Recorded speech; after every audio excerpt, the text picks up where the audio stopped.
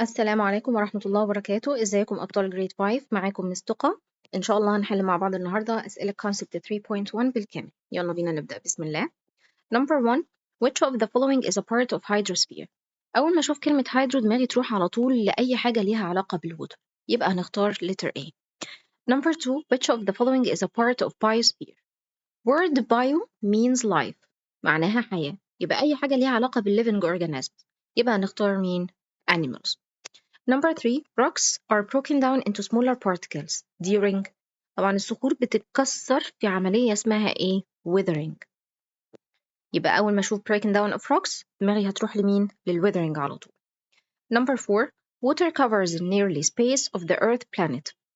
طبعا ده رقم احنا حافظينه ثابت 3/4. Number 5. On heating some water it changes from. أنا لما بسخن شوية مية تتحول من الليكويد state للجازيوس state، لأن أنا لما بسخن المية بتبدأوا تشوفوا بخار بيطلع منها. البخار ده اللي هو مين؟ الووتر فيبر، وده عبارة عن جاز، يبقى from liquid to gas. اللي بعده all the following are components of the atmosphere except. atmosphere اللي هو الغلاف الجوي، بأي حاجة ليها علاقة بمين؟ بالجازز. يبقى الأكسجين جاز ده تبع الأتموسفير، النيتروجين جاز برضو تبع الأتموسفير، الووتر فيبر ده جاز يبقى تبع الأتموسفير. مش باقي عندي غير مين؟ molten rocks ده تبع الجيوسفير. Number 7. Water is used in all the following purposes except. أنا بستخدم المية في كل الحاجات دي ما عدا حاجة واحدة بس. والله أنا بستخدم الووتر في المانيفاكتورينج أو في الصناعة وما بنستغناش عنها، وفي الباتنج اللي هو الشاور برضو بنستخدمها ما بنستغناش عنها. الريكريشن التسلية زي مثلا الأكوا بارك أو اللعب المية اللي انتوا بتلعبوا بيه. يبقى أنا كده مش باقي عندي غير حاجة واحدة بس اللي هي burning، ملهاش أي دور في الاحتراق. الماتشن نمبر 1 جيوسفير. جيوسفير أي حاجة ليها علاقة باللاند، الروكس، السويل، يبقى هنختار مين؟ contains rocks and sand، يبقى أنا letter B. نمبر 2 atmosphere. طبعا atmosphere احنا لسه قايلين أي حاجة ليها علاقة بمين؟ بالجازز، يبقى هنختار letter A. نمبر 3 biosphere. bio يبقى living organisms، يبقى مين؟ D شطار. نمبر 4 الهيدروسفير. هيدروسفير يبقى water، يبقى هنختار مين؟ letter C. نيجي ل true or false. number 1 the system that includes rocks and soil. rocks and soil يبقى geosphere على طول. هنا بيقول لي is called hydrosphere. لا طبعا false. number 2 rainwater is the only reason for weathering and erosion of rocks on the earth's surface. only reason. لا طبعا في أسباب تانية كتير من ضمنها مثلا الwind والtemperature، مش rainwater لوحدها، فيبقى إيه؟ false. Number 3 water is important for growing of living organisms. طبعا مفيش أي حياة أو أي كائن حي يقدر يستغنى عن المية، لأن لو مفيش مية مفيش حياة على كوكب الأرض أصلا. وهنا بيقول لي water is important for growing of living organisms، يبقى هنا إيه؟ true. Number 4 if there is no hydrosphere the biosphere will not exist. يعني لو مفيش hydrosphere مفيش biosphere. طبعا true، احنا لسه قايلين مفيش مية ومفيش حياة. Number 5 water can change into water vapor in extreme cold weather. هي عشان الووتر تتحول من الليكويد ستيت للجازيز ستيت مش محتاجة الجو البرد، لا ده عشان يتحول أصلا من الليكويد ستيت للجازيز ستيت يعني evaporation process، يعني محتاجة heat، محتاجة حرارة، محتاجة إن هي تgain thermal energy أو تكتسب حرارة. يبقى in extreme cold weather طبعا لا false. السؤال اللي بعده the total amount of water on earth doesn't change. يعني كمية المية اللي موجودة على كوكب الأرض ما بتتغيرش. طبعا هي true لأن هي constant. هو كل اللي بيحصل بس الووتر سايكل إن هي بتتحول من state to another state. Number 7 some animals and plants live in water. طبعا احنا عارفين دي من غير كلام، في كائنات حية بتعيش في المية سواء كانت نباتات أو حيوانات. نيجي للscientific term the process of breaking down of rocks into smaller particles due to the effect of rain, water or temperature. لسه قايلين إن دي مين؟ weathering process. Number 2 the process in which the small particles of rocks are transported from a place to another. transported يعني تنتقل، يعني خلاص الروكس اتكسرت في الويذرنج. بعد ما بتتكسر بقى بتنتقل من مكان لمكان. يبقى أول ما أشوف transported دي إنها هتنتقل، دماغي تروح لمين على طول؟ الإيروجن. يبقى breaking down of rocks weathering و transported the rocks أو transport the rocks from a place to another يبقى مين؟ erosion. نيجي complete the earth system that includes all living organisms is called all living organisms يبقى مين؟ biosphere. Biosphere. Number 2, water is responsible for space process and space process of rocks. لسه قايلينها في scientific weathering and erosion.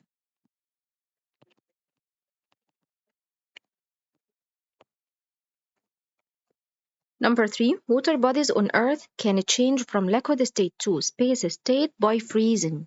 Freezing يعني التجميد، إنها تتجمد. تتجمد يعني هتبقى إيه؟ solid. يبقى from liquid state to solid state. While they can change into space state by evaporation. Evaporation اللي هو التبخير. يبقى هتتحول من ال liquid state into مين؟ gas state.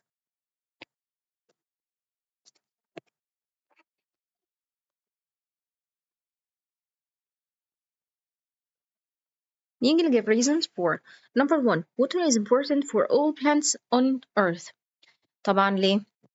إن إحنا عارفين إن all plants need water to grow and some of them live in water. لأن المية أصلا الwater بتعتبر habitat ل some types of animals and plants. يبقى because all plants need water to grow and some of them live in water. Number 2, water can affect non-living things like rocks. إحنا لسه قايلينها في الأسئلة اللي فاتت. Because water can cause إيه بقى؟ Weathering and erosion of rocks. Number 3, our planet looks like a blue marble from the space. يعني احنا من الفضاء كده بشوف كوكب الأرض شبه الكورة اللي لونها أزرق أو الماربل اللي لونها أزرق. طبعا هي لونها أزرق ليه؟ لأن about 71% of Earth is covered by water. حوالي 71% من كوكب الأرض كله عبارة عن مية بس. نيجي what happened to the state of water when it's subjected to extreme cold weather. extreme cold weather يعني جو برد شديد. برد شديد يبقى اوتوماتيك كده هتتحول، ايه اللي هيحصل للمياه؟ هتتجمد. يعني هتتحول من liquid state to mean solid state. يبقى it will be changed into solid state. نيجي للسؤال الأخير. Green plants can make their food by photosynthesis process. In this process, plants take water from the soil, carbon dioxide and sunlight.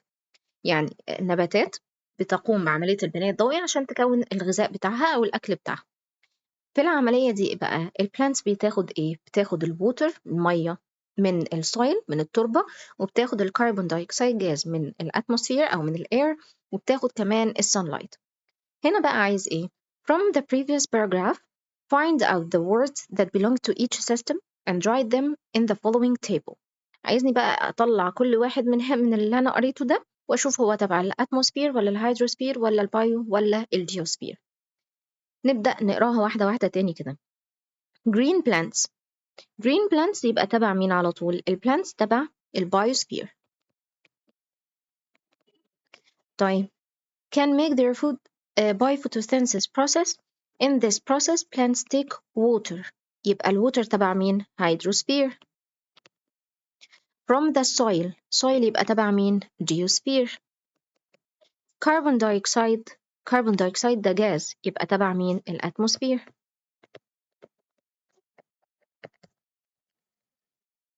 يلا بينا ندخل على lesson 2. Number 1. At the beginning of water cycle in nature, water space and goes into the air forming a. الووتر cycle بتبدأ بالevaporation process. يبقى هنبدأ بالevaporation. بعد ما بيحصل evaporation للووتر بتتحول لووتر vapor وبتطلع للأتموسفير.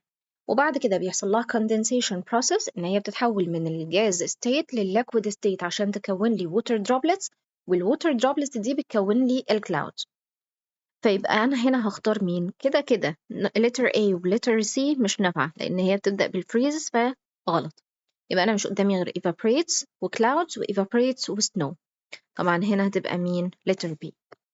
Number 2. Rainwater is a part of. rainwater water يبقى hydrosphere شطار. Presence of dolphins in oceans represents an interaction between. interaction between يعني تفاعل بين مين ومين بقى؟ هنا dolphins يبقى living organism أهو، يبقى تبع البايوسفير.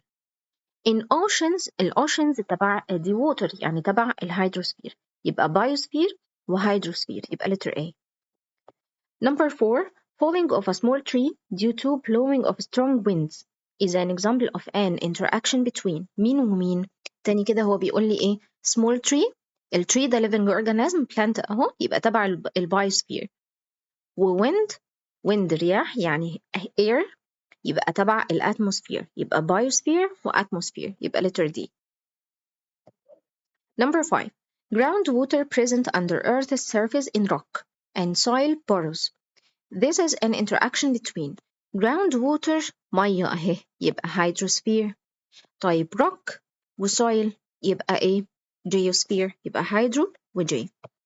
A cajun tree has very long roots that grow downward through soil rocks to search for groundwater. Which Earth's sphere is not involved in this sentence؟ يعني عايزني أختار مين السبير، الغلاف اللي مش موجود في الجملة اللي أنا قريتها دي. Acacia tree ده biosphere، ده bio. طيب long roots that grow downward through soil rocks، يبقى ده مين؟ تبع الجيو. To search for water يبقى تبع مين؟ hydro. هل جبنا بقى سيرة الاتموسفير؟ لا، يبقى الإجابة atmosphere. نيجي للماتشنج oceans. طبعا احنا عارفين ال oceans contain salt water only، مية مالحة فقط، يبقى 1 مع letter B. Number 2 lakes البحيرات. في some lakes أو most of lakes fresh water و some of them عبارة عن إيه؟ salt water أو contain salt water، يبقى هنا هنختار مين بقى؟ contain fresh water or salt water، يبقى number 2A. Number 3 rivers اللي هي الأنهار اللي احنا أصلا بنشرب منها، يبقى دي تبع مين على طول؟ فيها إيه؟ contain fresh water only، يبقى C. Number 4 groundwater يبقى دي المياه الجوفية اللي موجودة فين؟ تحت سطح الأرض، يبقى is the water found under the earth's surface، يبقى letter E. True or false? Water on earth is divided into fresh water and salt water. طبعا صح. True. تنقسم لمياه عذبة ومياه مالحة. Rivers always flow from an area of lower place to an area with higher place. Lower ل higher؟ لا العكس. الريفرز بتيجي من مكان عالي لمكان منخفض، من higher altitude ل lower altitude، يبقى هنا ايه؟ false لأنه عاكس. Number 3, when the amount of water decreases or water gets polluted, biosphere will be affected. يعني لو كمية المية قلت أو المية اتلوثت، البايوسفير الغلاف الحيوي يعني الكائنات الحية هتتأثر. طبعا true. Number 4, Earth systems don't interact with each other. لا طبعا false، احنا لسه أصلا واخدينها في الليسون اللي فات، كل السفيرز تتفاعل مع بعض. Number 5, when wind carries seeds of some plants to new places, an interaction between atmosphere and biosphere can be observed. تاني كده wind ده مين؟ atmosphere على طول. seeds of some plants تبع مين؟ البايوسفير، يبقى atmosphere وبايوسفير. تمام، يبقى true. السؤال اللي بعده weathering of rocks as a result of the effect of rains is an example of an interaction between hydrosphere and biosphere. تاني كده weathering of rocks ده تبع الجيوسفير، والrains تبع الهيدرو، يبقى جيو وهيدرو.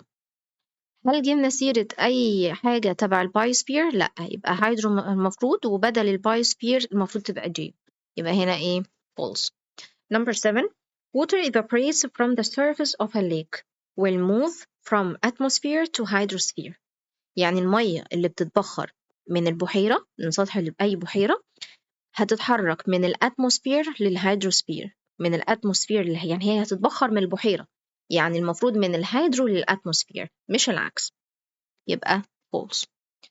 نيجي ل complete seas around the world contain. طبعا السيز اللي هي البحار عبارة عن salt water. Number 2, a person drinks water shows interaction between biosphere and biosphere عشان البيرسون اللي هو الشخص أو البني آدم، ده تبع ده كائن حي، يبقى تبع البايوسفير. drinks water تبع مين؟ الهيدروسفير، يبقى number 2 hydrosphere. Number 3. Some plants live in water and that is an interaction between hydrosphere and plants يبقى biosphere أهو. لأنه كائن حي يبقى biosphere.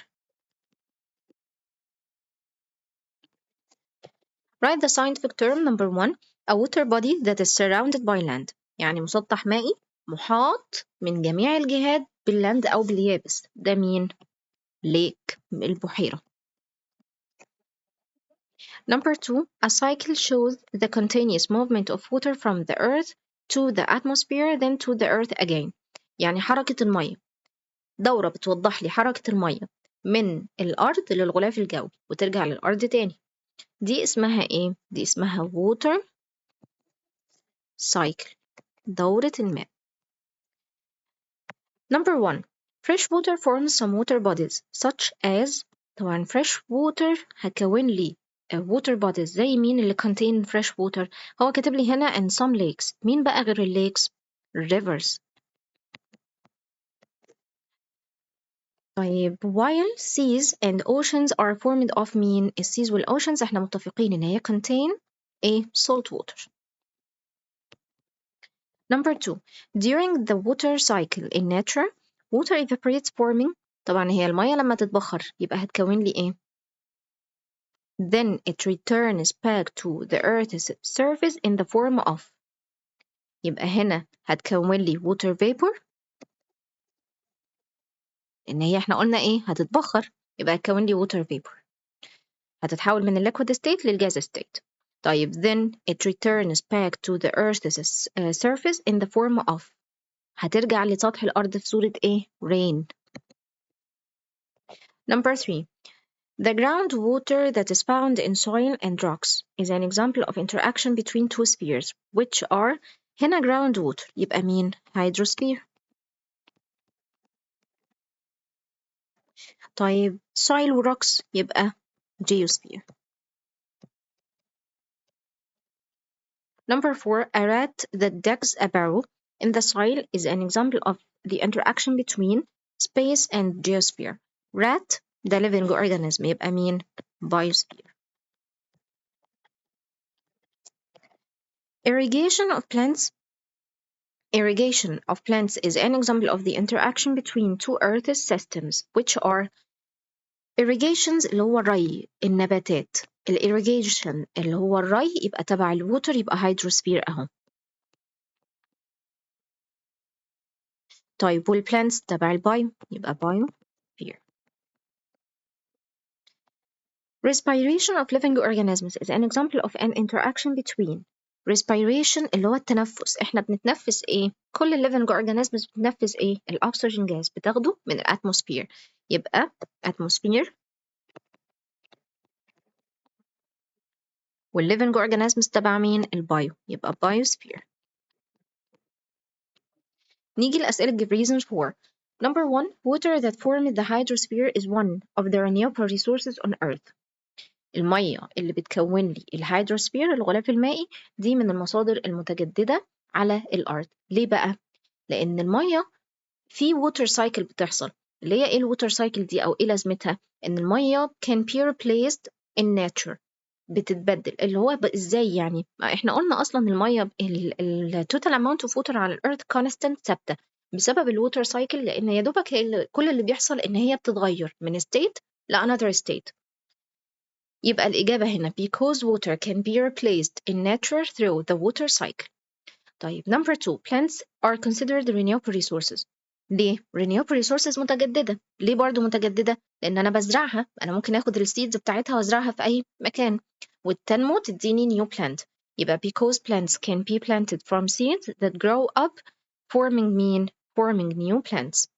Number 3. Hiding of worms inside the soil is an example of an interaction between two earth's spheres. Hiding of worms الworms اللي هي الديدان اللي موجودة في السويل. الworms ده living organism والسويل ده تبع يعني الworms تبع البايوسفير والسويل تبع الجيوسفير. يبقى because worms belong to biosphere لكن السويل belongs to مين؟ geosphere. نيجي لآخر سؤال في الليسن ده. The following model shows a diagram containing three interacted Earth's spheres. Read these sentences, then put true or false. طيب تعالوا نشوفهم كده واحدة واحدة. Area B area B can represent a student respire in oxygen gas. student ده تبع البايو biosphere ده biosphere وأكسجين جاز تبع مين؟ الأتموسفير. هنا B أهي B biosphere وأتموسفير يبقى true. Number 2 area A can represent small rocks. small rocks يبقى تبع مين؟ الجيوسفير and ocean يبقى مين؟ تبع الهيدرو. تعالوا كده نشوف area A. احنا قلنا جيو وهيدرو. لا ده هنا ال A بايو وهيدرو يبقى ايه؟ false. Number 3 area C can represent evaporation of seawater forming clouds and falling of rains. تعالوا كده نشوف C فين. C evaporation process والسي ووتر. اولا السي الايفابوريشن اللي هو التبخير، الميه بتتحول لووتر فيبر وتروح للاتموسفير. والسي ووتر دي طبعا كده كده مين؟ الهيدروسفير. تمام. forming clouds and falling of rains تبع برضو مين؟ الهيدروسفير. فتعالوا نشوف كده سي قال ايه. سي اهي اتموسفير وهيدروسفير يبقى true. نيجي للسون 3. Number 1 mountains and valleys are parts of. الجبال والوديان طبعا تبع مين؟ الجيوسفير. Nitrogen and oxygen are gases that make most of the mean gases يبقى atmosphere. 96.5% of Earth's water is طبعا 96.5% دي عبارة عن salt water مية مالحة. Formation of lakes is an example of an interaction between.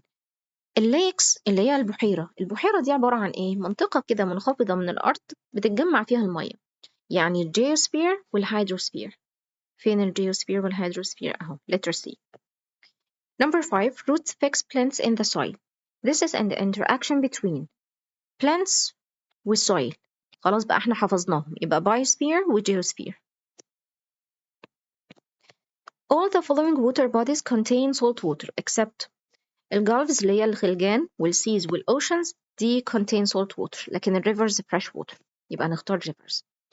Number 7 which of the following is found between burrows of rocks below Earth's surface. ما بين شقوق الصخور تحت الأرض يبقى مين؟ ground water المياه الجوفية. Number 8 polar bears that live on ice. This is an example of an interaction between polar bears the biosphere والice ده تلج بس تبع مين؟ تبع الهيدروسفير لأنها مية متجمدة يبقى biosphere وhydrosphere. The word geo refers to geo يبقى earth يبقى letter B. The word hydro water يبقى letter A. Atmos طبعا vapor يبقى letter D. Bio life يبقى letter C.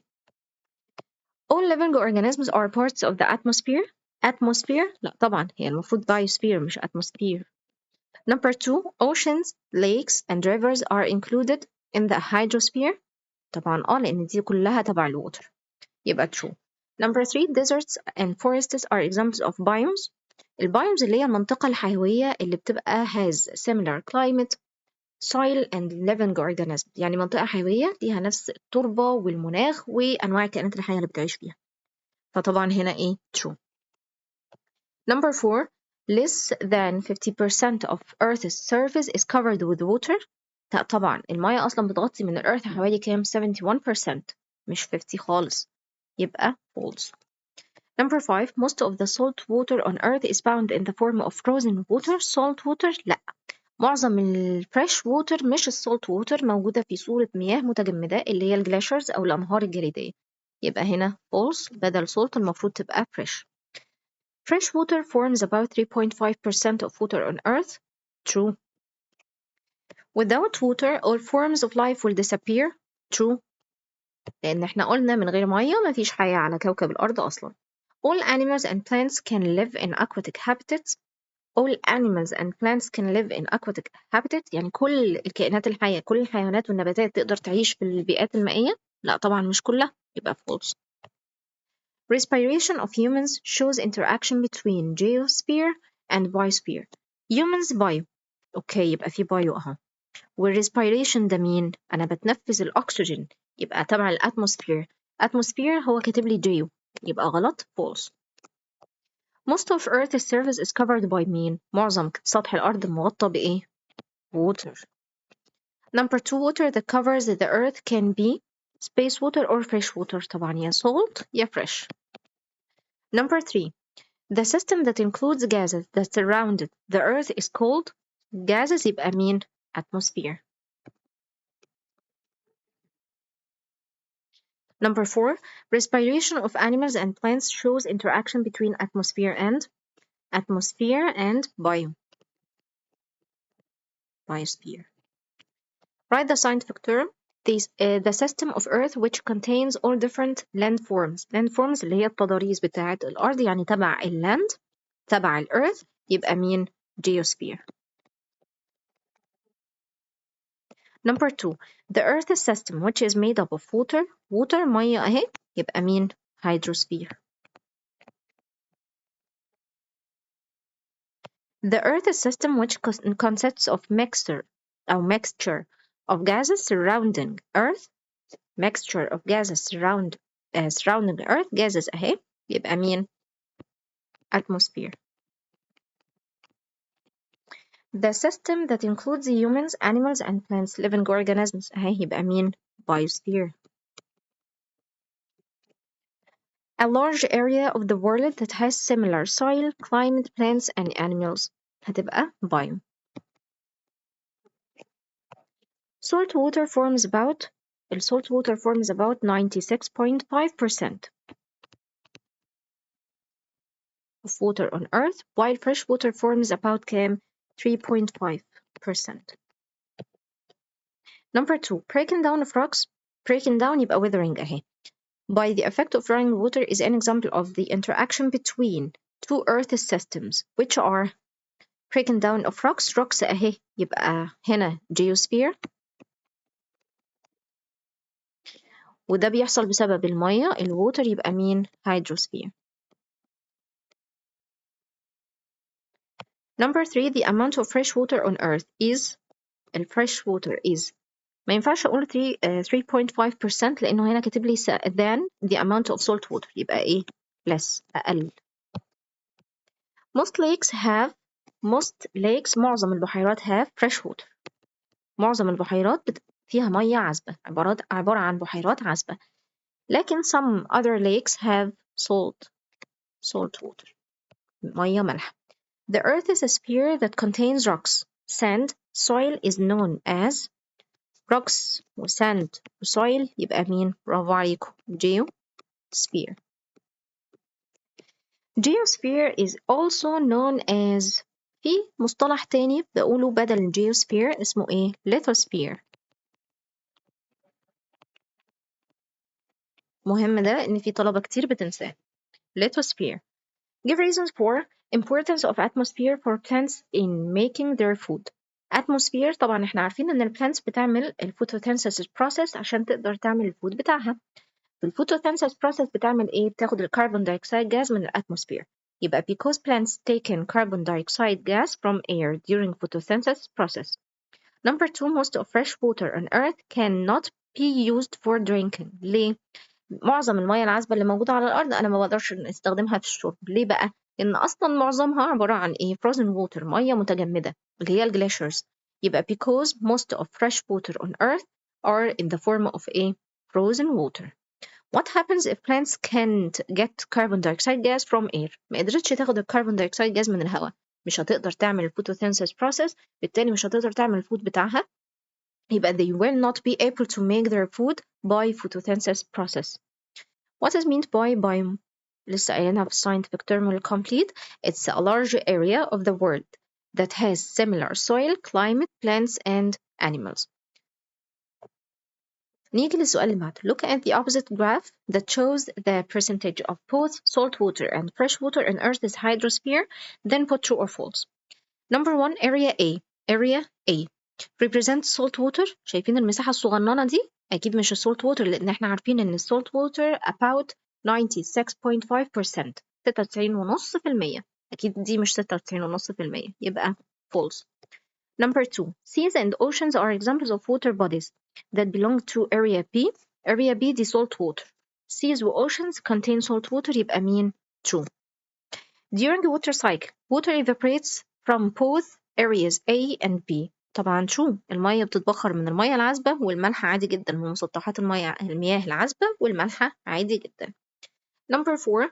The type of water in rivers belongs to area. The type of water in rivers. Rivers دي اللي احنا بنشرب منها، يبقى fresh water.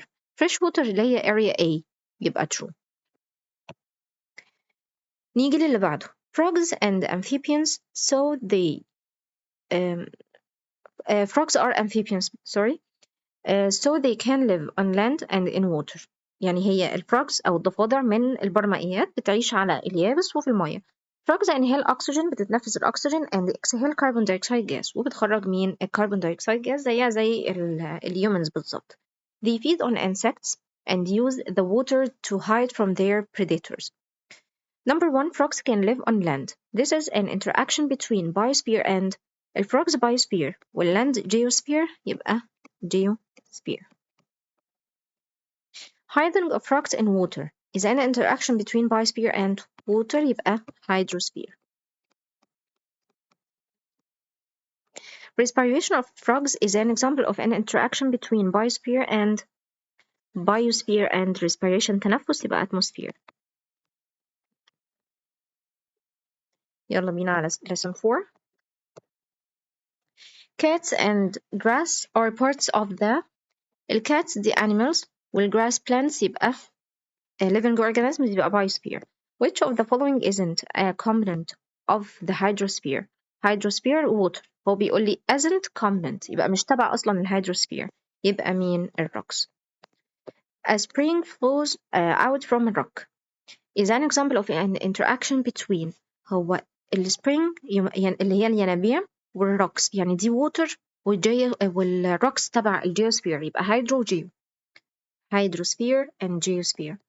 Aquatic ecosystems can be classified into space ecosystem and space ecosystem. طبعا fresh water و salt water.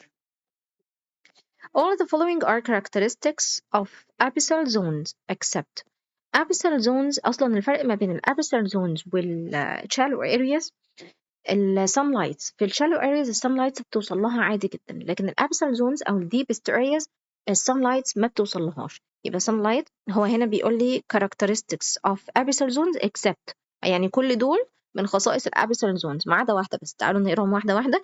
They are very deep areas. They are dark areas. لأن sunlight ما بتقدرش توصل لها. Sunlight cannot reach them. True.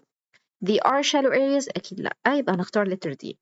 Living organisms are parts of geosphere. Living organisms with geosphere. False. Bio. All of the water on earth represent the hydrosphere. طبعا true. There are no living organisms live in the hydrosphere. ما فيش كائنات حية بتعيش في الهيدروسفير. أكيد false، لأن في كائنات حية بتعيش في المية. Gases which surround the earth represent the atmosphere. طبعا true. There is only one type of aquatic ecosystems known as saltwater ecosystems. طب ما في كمان fresh water، يبقى يبقى false. The deep areas of the ocean that sunlight can't reach it are called abyssal zones. Can't reach it، ما بتوصلناهاش، يبقى abyssal zones true. Some ponds and lakes may dry up in winter months. هي اللي بيخليها تجف وتنشف أصلا درجة الحرارة المرتفعة، إنها يحصل لها evaporation process، ودي ما أكيد مش هتحصل في الوينتر، لأن الوينتر أصلا الويذر بيبقى إيه cold، يبقى false. Lake Bardawil is an example of saltwater lakes in Egypt. بحيرة البردويل salt water مياه عذبة أو بحيرة مالحة، طبعا true. Write the scientific term. The largest saltwater ecosystem that cover large parts of Earth's surface. أكبر نظام بيئي مالح عبارة عن مين؟ الأوشنز. Areas of the ocean which contain coral reefs and intertidal zones. coral reefs و intertidal zones دي الأماكن اللي بتوصل لها sunlight، يبقى مين؟ shallow areas.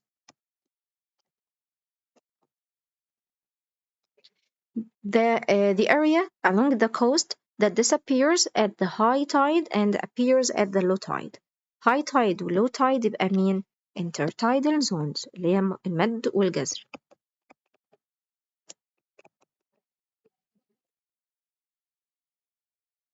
Rainwater is needed for the plant growth. This is an interaction between two earth spheres which are rainwater يبقى hydrosphere وplant يبقى مين biosphere. Intertidal zone is the area along the ocean between the طبعا high tide and low tide أماكن المد والجزر. Abyssal zone in the ocean is a dark area as space cannot reach it. Dark area يعني منطقة مظلمة. مين اللي مش بتوصل لها؟ sunlight. Some ponds and lakes dry up in the dry up هتجف يبقى أكيد مش في الوينتر يبقى مين؟ summer. From examples of freshwater lakes in Egypt is fresh water يبقى مين؟ lake ناصر بحيرة ناصر في مصر. Djibouti has Lake Assal which is Lake Assal دي salt water ecosystem contain salt water يبقى salt water ecosystem. Give reasons for some ponds and lakes may dry up during some months. ليه؟ لأن ال evaporation process بتزيد فيه في الوقت ده بسبب درجة الحرارة بتبقى مرتفعة قوي. يبقى because when the temperature increases لما درجة الحرارة بترتفع in summer water evaporates faster هتتبخر أسرع. No green plants can survive in the abyssal zones of oceans. ليه؟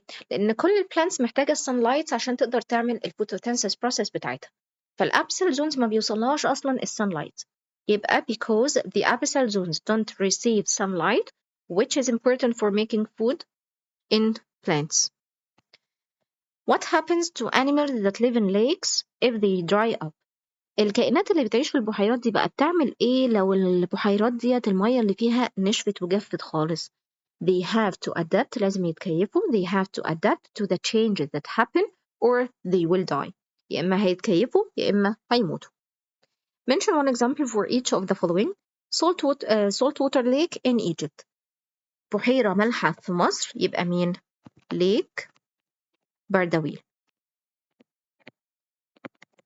طيب freshwater lake in Egypt lake ناصر. ندخل على آخر lesson في الconcept. Water evaporation and its condensing on planet Earth show an interaction between. طبعا المية لما بتتبخر هي water يبقى automatic hydrosphere بتتبخر وتتكثف ده كله بيحصل في الاتموسفير يبقى hydrosphere and atmosphere. Rivers and streams contain. طبعا rivers والstreams fresh water والponds contain هي fresh water برضو بس ponds still water يبقى fresh وstill.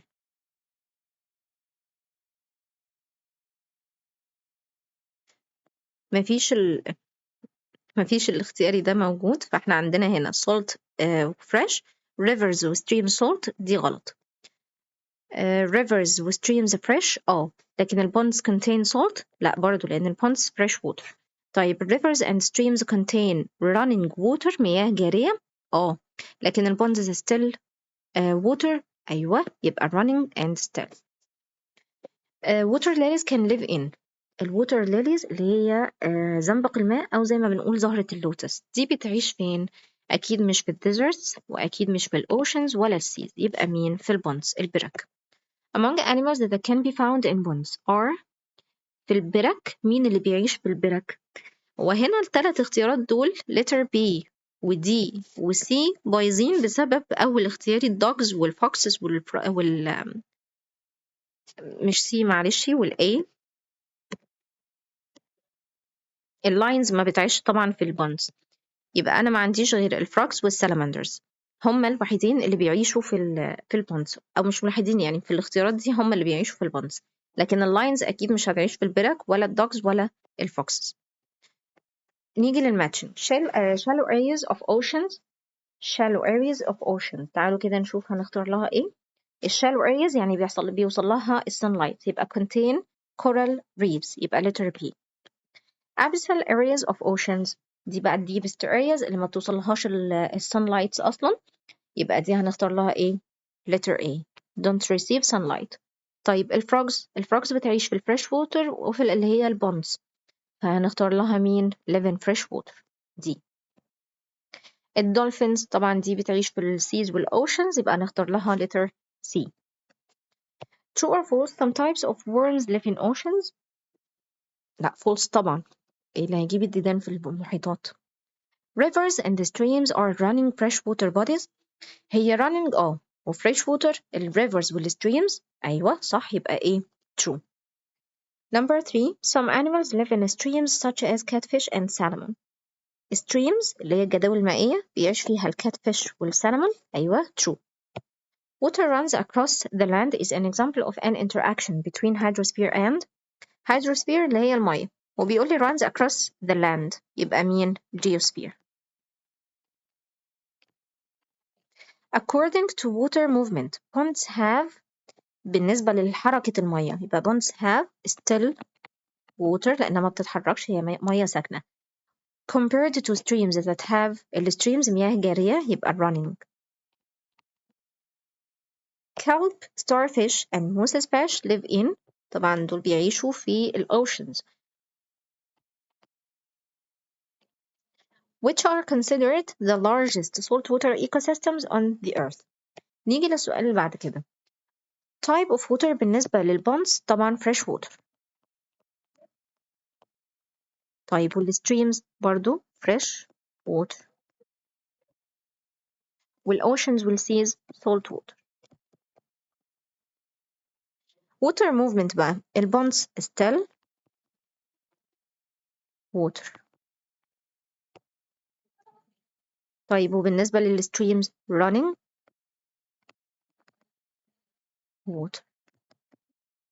الاوشنز والسيز بقى ما ينفعش اقول عليها running water، بنقول عليها ان هي ايه moving in the form of waves. نيجي للسؤال اللي بعد كده. أنا عندي هنا في البيكتشر دي two areas A and B. تعالوا نجاوب الأسئلة بقى مع بعض. Catfish can be found in. الكاتفيش بتعيش في الستريم، فهنختار مين؟ أكيد مش هنختار B الأوشن والسيز، فهنختار A the area A. All the following organisms can be found in area B except area B اللي هي الأوشنز أو السي، فاحنا هنختار اللي مش بتعيش في الأوشن أو السي. طبعا الدولفين والستار فيش والفلوندر فيش بيعيشوا في الأوشن والسي، لكن الفروغ بتعيش فين؟ في البونز.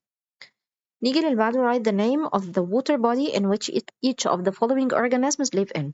طيب نبدأ بالكلب. طبعا الكلب live in مين؟ ocean. Number 2, catfish lives in stream. dolphin ocean or sea على فكرة، يا ocean أو sea عادي. water lily طبعا pond. salmon stream. salamanders live in ponds. كده نبقى خلصنا ال concept 3.1 بالكامل. أشوفكم إن شاء الله في فيديو جديد، والسلام عليكم ورحمة الله وبركاته.